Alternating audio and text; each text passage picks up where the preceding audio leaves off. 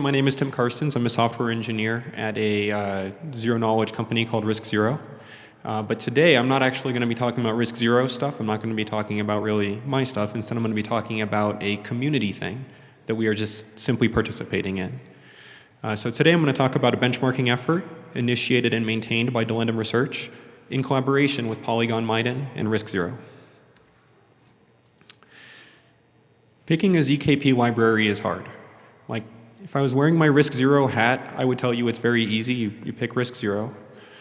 But I think the reality is that we all know it's in fact extremely difficult if you're trying to participate in blockchain, Web3, or even traditional applications. You're trying to do something ZK.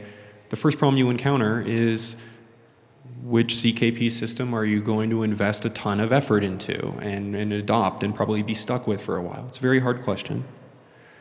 And it's a hard question for a bunch of reasons. Like, I went ahead and I threw together a list of things that I encourage people to consider generally when they're picking a library, ZKP or otherwise. Does it work in all the places I care about? The data center is a very specific place. That's where you have 512 gigs of RAM, for instance. The desktop is also an interesting place, though, because that's where you're going to encounter some number of NVIDIA 4090s, but for the most part not, right? But there will be resources. The laptop environment is also interesting. Probably a lot of the folks here have very high-end laptops, but most laptops that get sold only have 8 gigs of RAM, and they only have, say, Intel discrete graphics. Supporting that's actually very difficult. Mobile.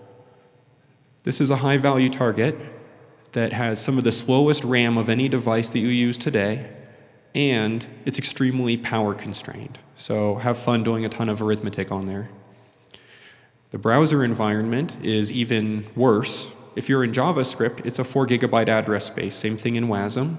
So any of these proof systems that talk about dozens or hundreds of gigabytes of RAM are not possible inside the browser without a ton of non-standard tricks that, frankly, disable or degrade the security of the browser.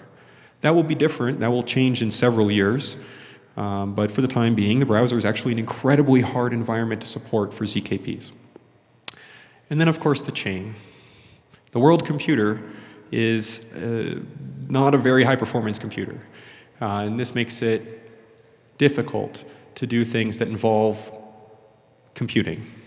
So, and that's just the first list of, like, does it work in all the places that I care about, right? And you can imagine trying to assess that.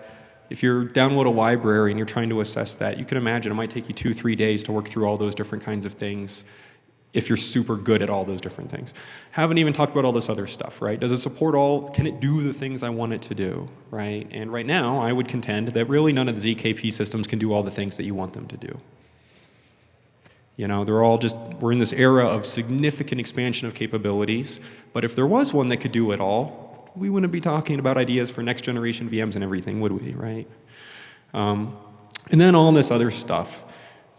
Not only do you have to consider all these questions, which is basically like a staff engineer level assignment, but you have to do it for all the different systems that people tweet about. I don't know how many ZKP systems I've heard of, but I can tell you that it's a lot more than I can find on GitHub, right? And so you somehow have to figure out what's real, what's not, what's mature, what's actually exists, what's just announced. It's a big pain, and it changes all the time. So if you did an assessment last summer about the status of all of these systems, and you're walking around telling everyone, oh, I checked that system out, and it can't do this or can't do that, you might be wrong by now. They're all moving very rapidly. So all of that is a way to say that it's very hard to pick a library. But in fact, it's also very difficult to promote a ZKP library. You meet a lot of people at this event who are working on doing that, right? And this is hard for a lot of reasons. One, there's a lot of noise. People who are building actual systems have to compete for attention against people who just keep making announcements.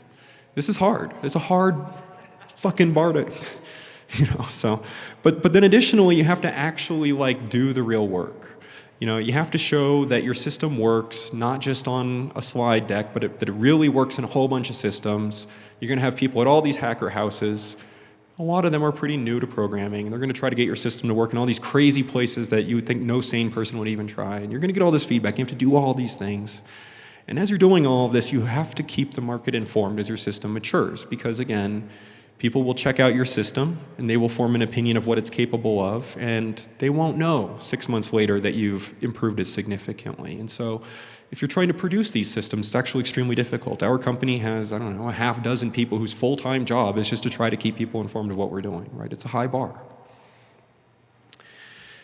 So Delendum proposes, let's just work together to make things easier for everyone, right? Let's stop doing this like coy dance of, I don't know what the systems can do, and I don't know, but they're smart people. Let's get rid of all this, right? I'm like, let's get real and actually just support people who are building, support people who are trying to build on top of things, right? Ergo, the Delendum ZK benchmarking suite. This is a multi-team effort to build a suite of ongoing scientific benchmarks designed to measure and compare different zero-knowledge proof libraries in realistic use cases. Tall order, right? So here's the TLDR. It's what they call in the hero slide. This is the one you photograph and tweet, right? So what's unique about the Delendum benchmarking project? Actually, there's a lot of ZK benchmarking projects. Professor Song talked about one this morning, for instance. There's several others that have existed. What's unique about the Delendum approach? So to me, the main innovation in the Delendum benchmarking suite is, in fact, how the effort is organized and how that supports the principles and goals of the effort. So we saw last year the publication of a few very high-quality benchmarking projects that were what I would describe as a group of researchers who then identified many ZKP systems that you can build on, real systems, not just announcements. They reached out to all those teams, they figured out how to use those things, they wrote their own benches, and then they published the numbers, right? And this is like excellent work, a lot of effort, but it fundamentally doesn't scale. Like what you really want is to have more of a team-oriented, friendly competition kind of thing going on, where you have like a referee who's organizing the process, like Delendum, and then where you have the people who actually ship and maintain ZKP libraries participating on behalf of their library, right? So for instance, like, if somebody publishes a benchmark for RISC-0, you would like for that benchmark to have been written by somebody who knows how to correctly use the RISC-0 VM and kind of get you a representative sense of what's going to go on. You don't want, the same thing for MIDEN, for instance. Like if you're going to get a MIDEN benchmark, you don't want me to be the person writing it. I'm not an expert in how to do idiomatic high-performance MIDEN. You want Bobbin to do that, or Dominic, or any of the people involved in there. So that's what this is about. I'll just say a little bit about these principles here. I think that a lot of them are very intuitive. The main one is that we're aiming for relevance, and so we're trying to inform engineers. We're not trying to inform my parents, who are wonderful people. We're not trying to inform them which ZKP system, is cool and best. We're trying to inform engineers who have practical questions like, what's the hash throughput? Does it support the hash functions I need? Does it support the other crypto primitives I need? How much data can I move in and out of it? How much memory does it need? How large are the proofs? Raw numbers that are relevant, even if they're like kind of the small use cases, something you can extrapolate from. I'll toss in right now, people ask me all the time for examples about Fibonacci and RISC-0. If you found a way to make money using the Fibonacci algorithm, please let me know. I honestly don't know what it's useful for in applications. We have a few other things too, though. Neutrality, this is the role of the Delendum, and this is why we have the different teams representing their own systems. It creates a sense of neutrality in these things. It's not me writing the benchmarks for MIDEN, it's me writing the benchmarks for RISC-0, and MIDEN writing the MIDEN benchmarks. Idiomatic. We don't want to just come up with contrived challenges that only make sense for some systems. We're really trying to satisfy these very general sorts of needs and showing how to best solve them in the different engines. And then lastly, reproducible.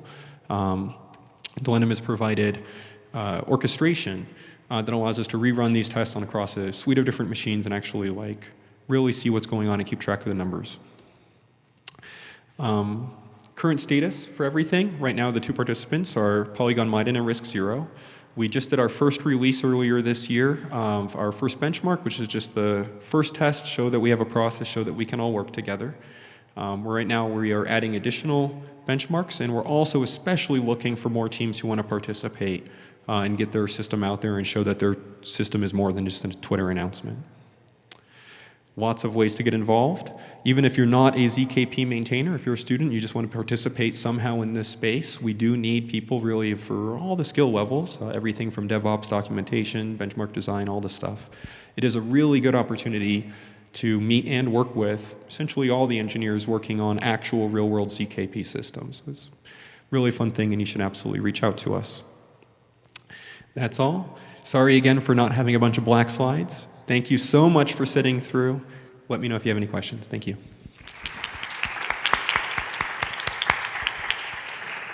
Any questions for Tim?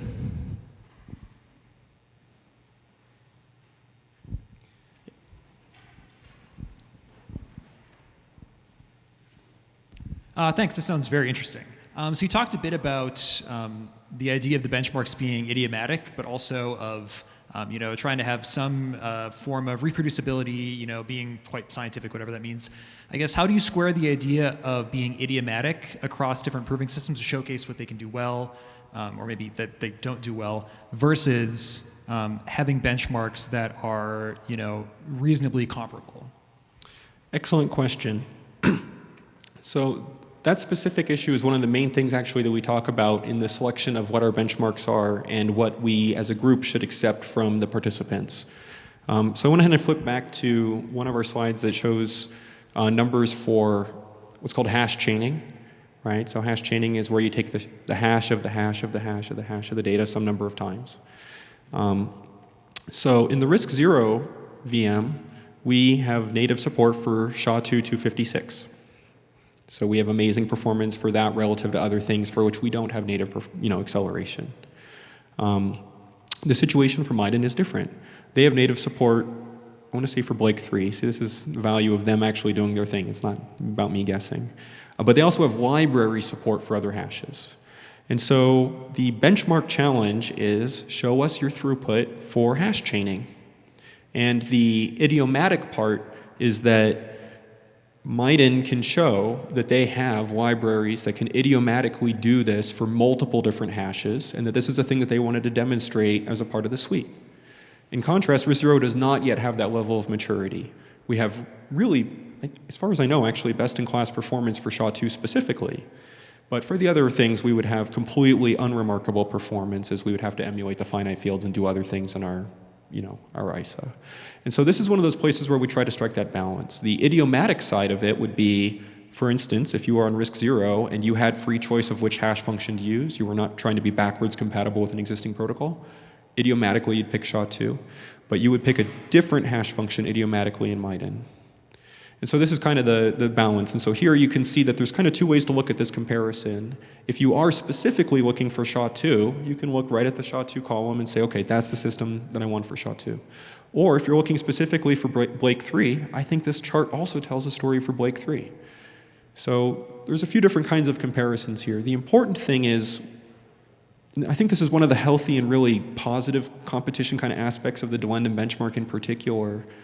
We have this idea where we want to allow each of the VMs to really show off what they're good at, even if it's something that another VM doesn't have a comparable feature for. And so this is where we allow that interpretation to kind of take place. Does this mean that some of the results you have, in addition to being very quantitative, which again, like you said, it kind of depends on what they've chosen to showcase or not showcase, does it also mean that you're presenting kind of more of this qualitative analysis as a result too? Like if I'm looking for that instead, will I also find it in your results? Yes, we're hoping to provide some of that qualitative kind of data point as well, and kind of digging into that, with the whole thing being open source as well as all the historic data and all the orchestration and everything else. But importantly, the test code itself is there, and it was written by the teams who maintain the libraries. And so if you want to get a sense of, you take a look at a chart like this and you'll say, okay, cool, this performance works for me, it has the function I need, now I want to take a look at the code and see, can I actually program in this environment? Is this actually hard to pull off? And you'll hop in there and see that, all the teams put in a lot of work into making sure that code is nice and clean. Hopefully sells you on it. Thank you. Great questions, thank you. All right, let's thank team again.